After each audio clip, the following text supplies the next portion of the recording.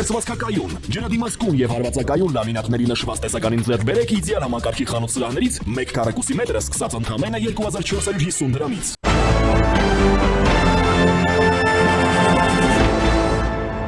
Ողջույն, դուք դիտում եք առաջին լրատվականը, ես Ժիրայր Ոսկանյանն եմ։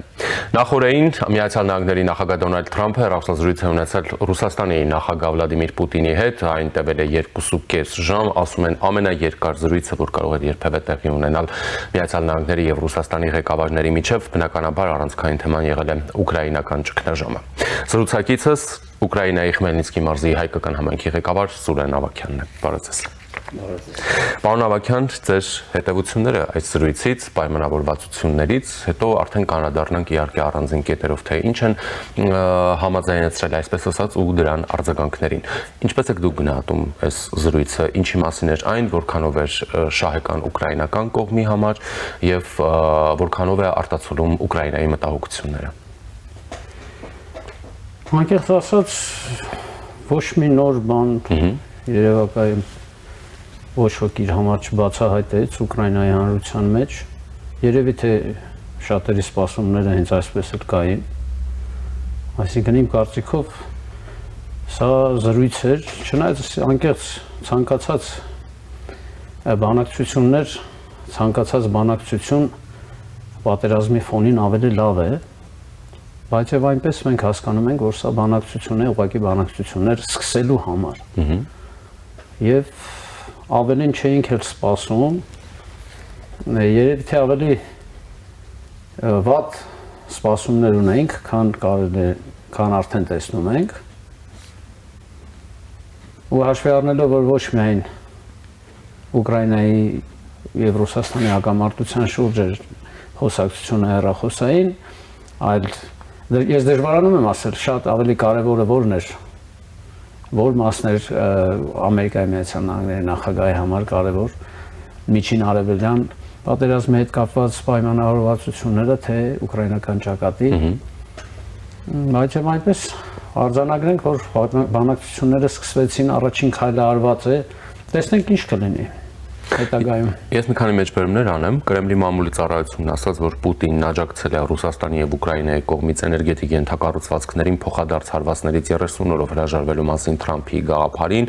եւ նման հրաման է տվել զինվորականներին։ 30 օրյա զինադադար հաստատելու ԱՄՆ նախագահի նախաձեռնության համատեքստում ռուսական կողմը նախանշել է շփման գծի ողջ երկայնքով հրադադարի արդյունավետ վերահսկողության ապահովում, Ուկրաինայում հարկադիր մոբիլիզացիան դադարեցնելու անհրաժեշտություն, ուկրաինական զինված ուժերի վերազինման վտանգ, սպառազինության մատակարարման դադարեցում այդ շրջանում։ Սպիտակ տունը նշում է, Թրամփը Պուտինը պայմանավորվել են խաղաղության ճանապարհի հարցում էներգետիկ ու եւ ենթակառուցվածքային հրադադար, տեխնիկական բանակցություններ, Սև ծովում ռազմածովային հրադադարի նպատակ, լիակատար զինադադար, դե արդեն հետո հարատև խաղաղություն։ Այնուհետև Ուկրաինայի նախագահը շտապեց նշել, որ ռուսական կողմը հակված չէ այդ զինադադարին, քանի որ նշում էր, որ քաղաքացիական ենթակառուցվածքներն են հիմա թիրախավորվում, այդ թվում եւ անօթաչու թռչող սարքերով տարբեր ուկրաինական համայնքներում եւ այլն։ Ռուսական կողմը հայտնում էր, որ Ուկրաինան հակված չէ, որտեղ Ուկրաինան թիրախավորում է ինչ որ էներգետիկ եւ այլն հիմա ենթակառուցվածքներ ու այսպես շարունակ եւ արդեն այլ հայտարարություններ տարբեր պաշտոնյաների կողմից, մասնավորապես նույն մենք կարող ենք մեջբերել Դմիտրի Մեդվեդևին, ով ասում է, որ ճաշարանում Միացյալ Նահանգները եւ Ռուսաստանն են, գլխավոր ուտեստը Կիևյան կոտլետը, Զելենսկին ասում է, մենք աղցան եւ կոմպոտ չենք, որպեսզի լինենք մենյուում, մենք պիտի լինենք բանակցություններում, Զախարովան արձագանքել է, որ Կիևի ռեժիմը աղցան այո եւ կոմպոտ չէ, այլ այն, ինչ վերածվում է մենյուի պարունակությունը մարսելուց հետո։ Եթե մենք հիմա վերլուծենք խիստ գիտականորեն, թվաբանության առումով, ոչ մի առաջիկայում նշված պայման, որ ձեռք են բերվել Ուկրաինայի եւ Ամերիկայի Միացյալ Նահանգների միջեւ, ոչ մի պայման չի ընդունել կամ ավելի շուտ մերժել է Ռուսաստանը, ապահովելով փոքր հաղթանակ Տրամպի համար, քանի որ Տրամպը ոչ պակաս ամբիցիոզ էություն ունի, որը այդ մի կետով, որ այո, համաձայն ենք, բայց եւ ձեր թվարկած բոլոր կետերը միայն համաձայնությունը, որ համաձայնվել են հենց այսօրվանից, սա հրադադար է կապված էներգետիկ կառույցներին չհարվածելու էներգետիկ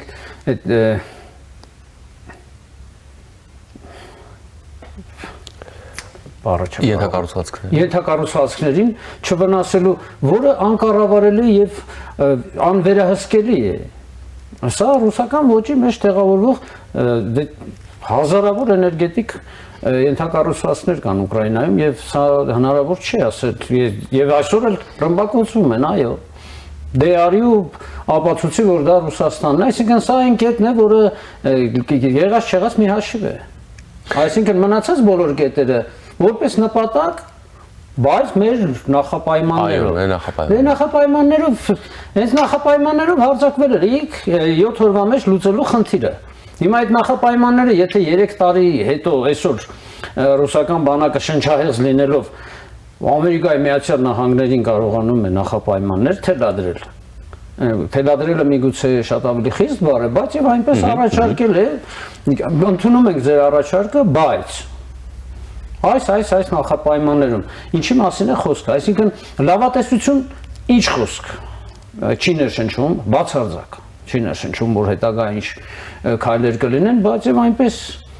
քանի որ բանակցություններ են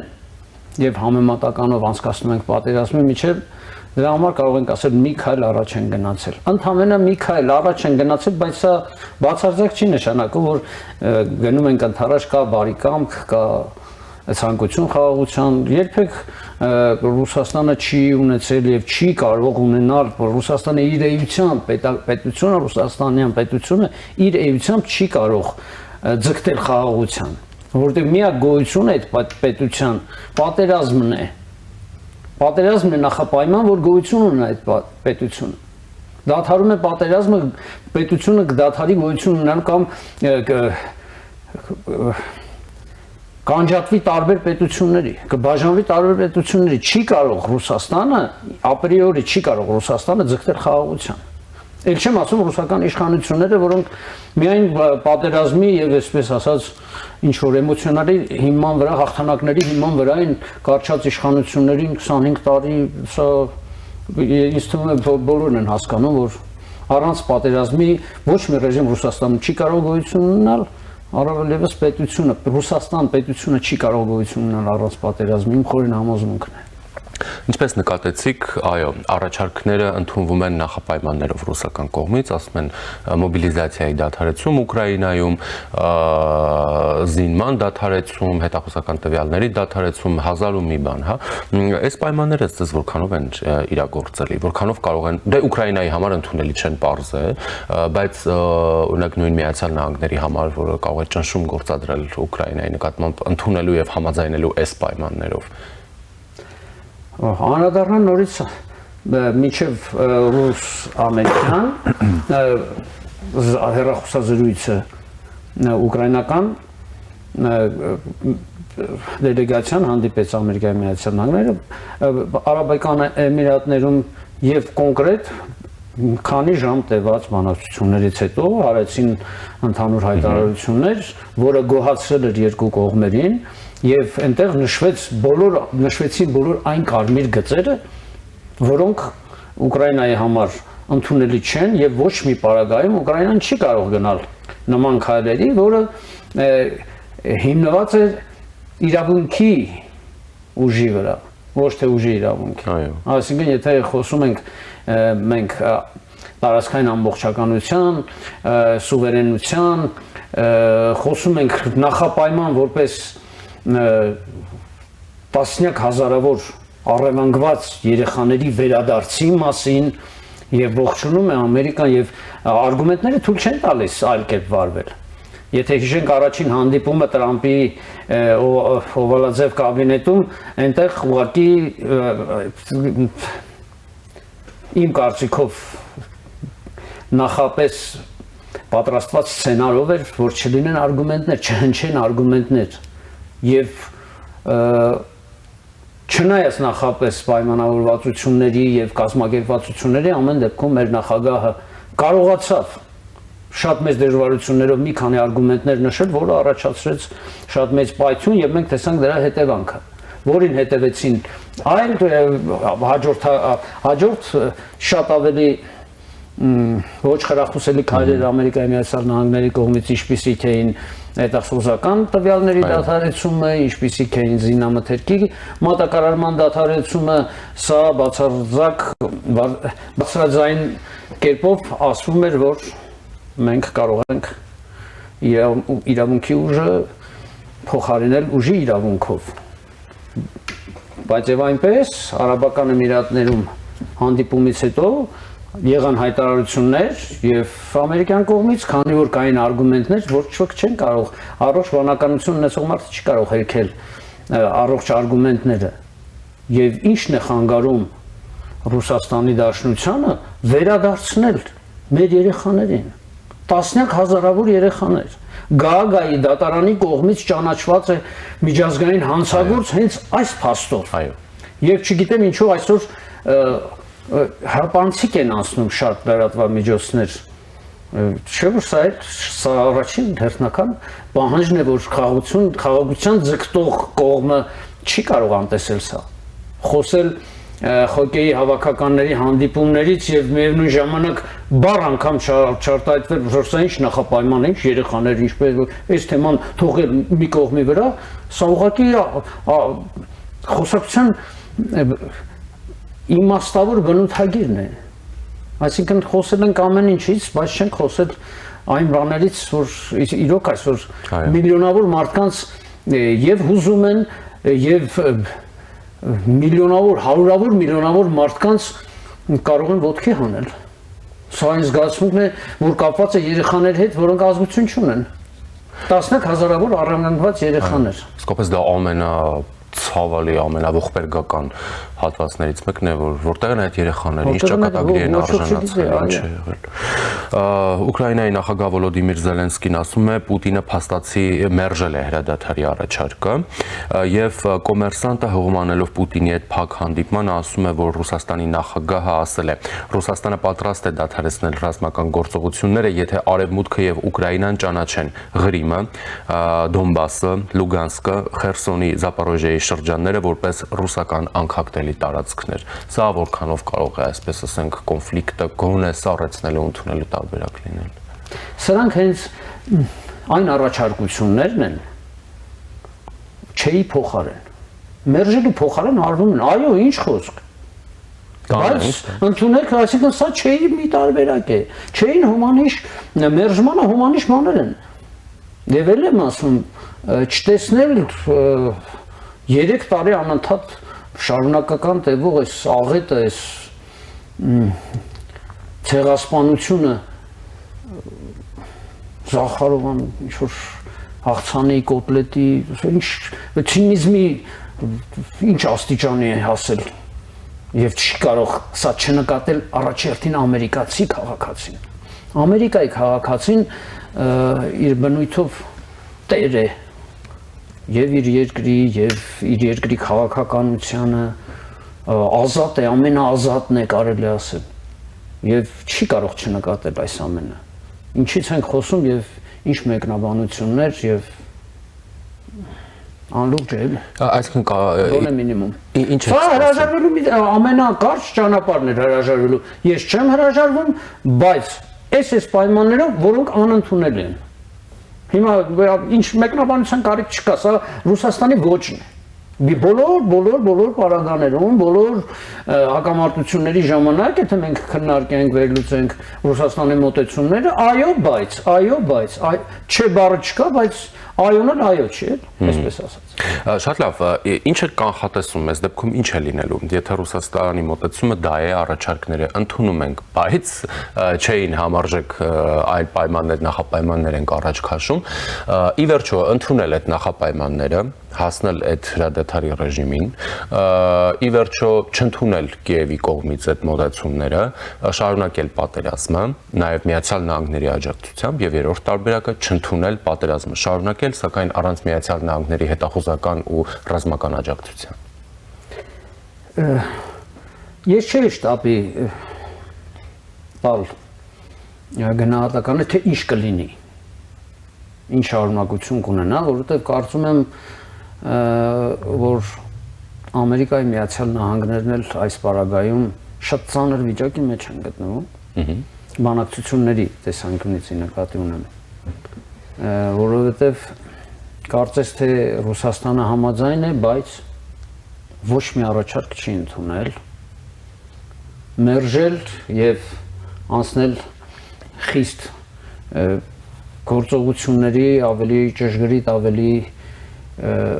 նպատակաուղղված ասել է հեշտ է, բայց եւ այնպես եթե հասկանանք, որ ամեն օր ռազմի դաշտում իրոք զոհվում են մարդիկ, բավականին ծանր որոշում կլինի Ամերիկայի Միացյալ Նահանգների կողմից։ Դրա համար ինձ թվում է դեռ կշարունակվեն փորձերը,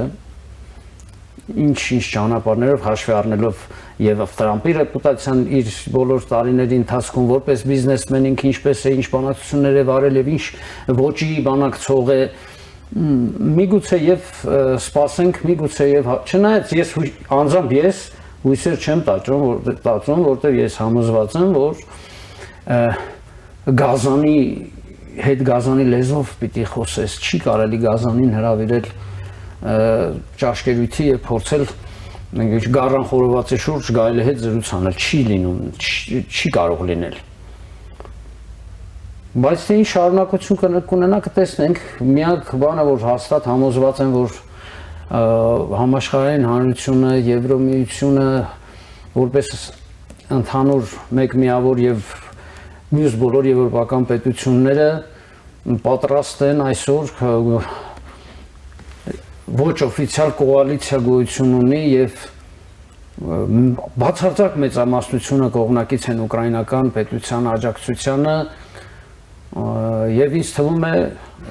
կգա այդ պահը, որ Ամերիկայի Միացյալ Նահանգներն էլ չեն կարող չաջակցել, չի կարող լինել համաշխարհային առաջադեմ մարդկությունը պատերազմում է, Ամերիկայի Միացյալ Նահանգները մի կողմ են քաշված, ամերիկացին թույլ չի տա դա։ Ես նորից եմ կրկնվում, որ Տրամպը դա Ամերիկա չի, այնպես ինչպես Պուտինը Ռուսաստան է, բացարձակ։ Տրամպը դա Ամերիկա չի, եւ այսօր արդեն այն վնասները, որ Տրամպը հասցրել է Ամերիկային, մոտ մի ամիս ու կեսվա ընթացքում իր ինագուրացիայից հետո, ես չեմ կարծում, որ սրա վերականգներն է դա բավական բարդ, եւ ամերիկացին սա հասկանում է։ Ոտնահարել բոլոր բարոյական արժեքները եւ խոսել խաղաղասիրության մասին, խոսել Նոբելյան մրցանակի դափնեկրի մասին, սա աբսուրդ է։ Ամերիկայի ներսում ներքաղաքական կյանքը ուղղակի եռում է հիմա, չեն հասկանում մարդիկ։ Ուղղակի իներցիոն կարգով ամերիկացին սիրում է իր երկիրը, ամերիկացին պաշտում է իր երկիրը, իր նախագահին, իր կարգը, վարքը, բայց եւ այնպես սա այս իներցիան է, որ առայժմ թույլ չի տալիս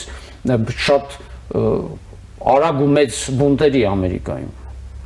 Քանի որ ամերիկացին ուղղակի չի հասկանում ինչ է կատարվում, բայց եւ այնպես արժեքները միշտ բարձր են լինելու մարդուց կամ իշխանությունից, որևէ խմբից 100% դա այդպես է եւ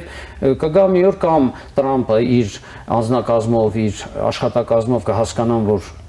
այլ դրանից այն կողմ կարմիր գիծ է եւ կշարունակեն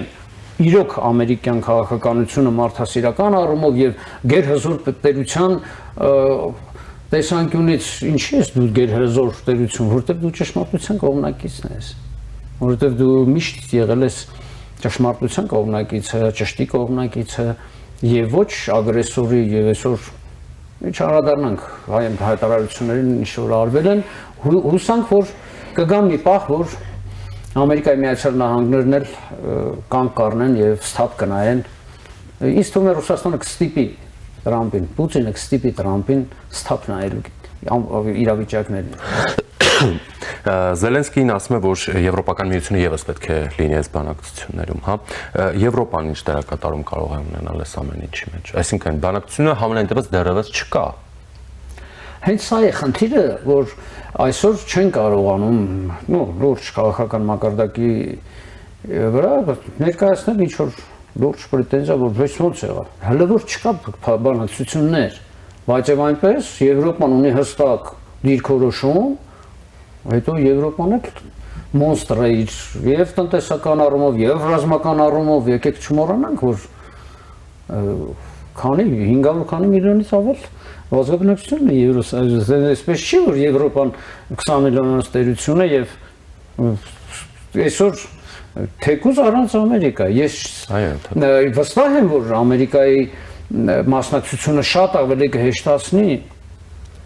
որովհետև մենք հասկանում ենք, որ Ռուսաստանի դեմ չի միայն պատերազմը, այսօր Ռուսաստանին են միացված ոչ անմիջապես, բայց Չինաստան, Հյուսիսային Կորեա եւ շատ ավելի բռնապետական պետություններ այսօր պաշտպանում են եւ ներքին կարգով մատակարարում են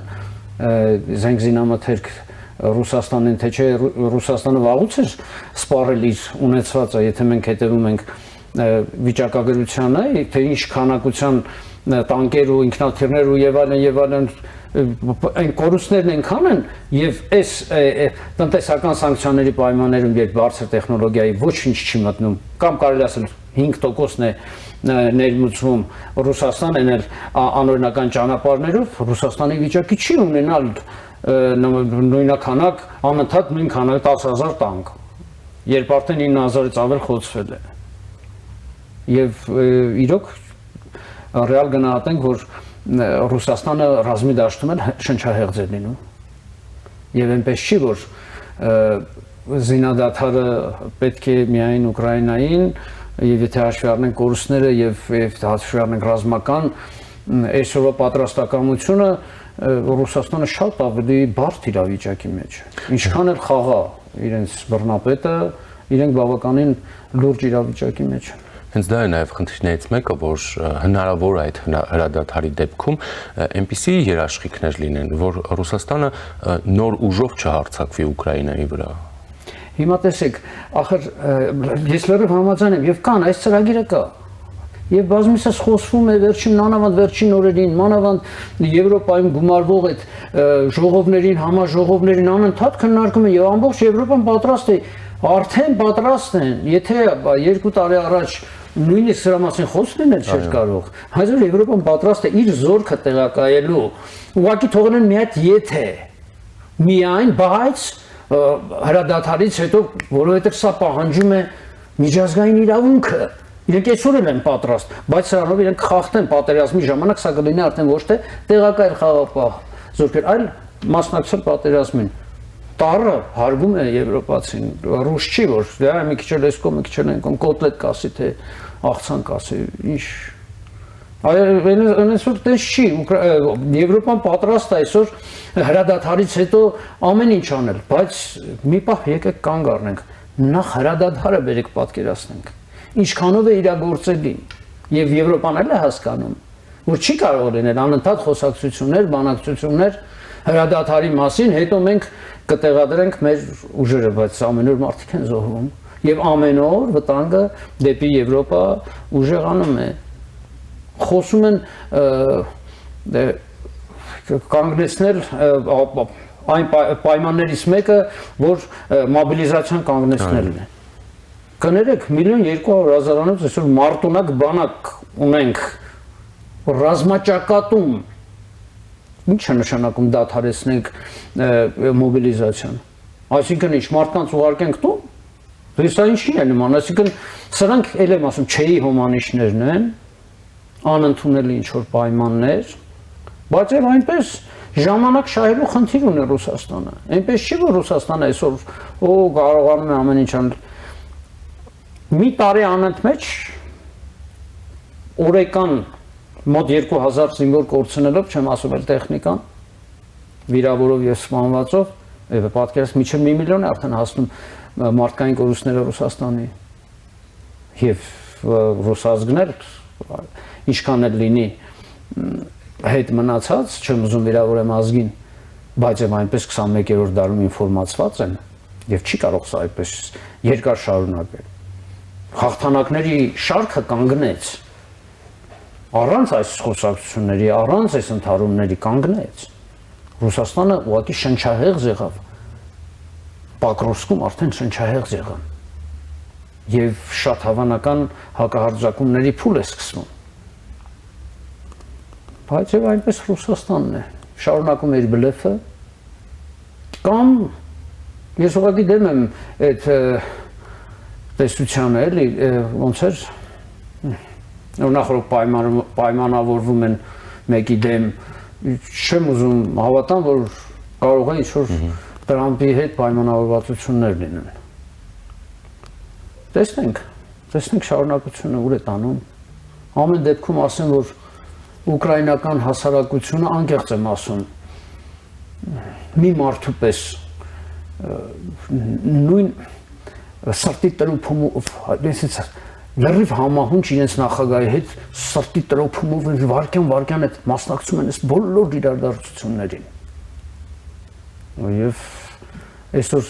ընդհակառակը միտեղ ես շնորհակալ եմ Տրամպին որ նորից ինչ որ մի նոր էներգիա չնայած այդ էներգիան անընդհատ կար բայց հոգնածություն էր նկատվում հիմա մի նոր էներգիա է մտել ժողովրդի մեջ եւ բոլորը միասին այսօր պատրաստ են Ամերիկա չես ուզում երբ ուզի